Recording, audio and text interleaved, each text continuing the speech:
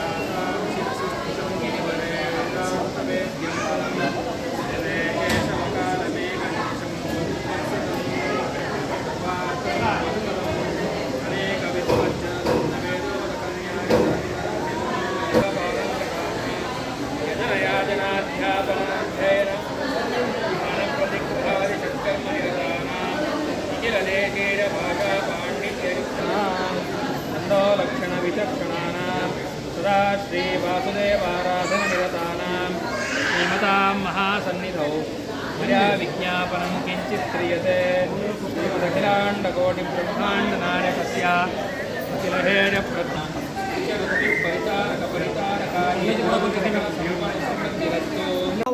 ನಾಮ ಸಂವತ್ಸರದ ಉಗಾದಿ ದಿನ ರೇವತಿ ನಕ್ಷತ್ರದಿಂದಂದು ಇವತ್ತು ಭಗವಂತನಾದ ಲಕ್ಷ್ಮೀವರಾಹ ಸ್ವಾಮಿಗೆ 1000 ಲೀಟರ್ ಹಾಲು ಮತ್ತು ಸುಮಾರು 50 ಬಗೆಯ ಪುಷ್ಪಗಳಿಂದ ಪಟ್ಟಾಭಿಷೇಕ ಮಾಡಲಾಯಿತು.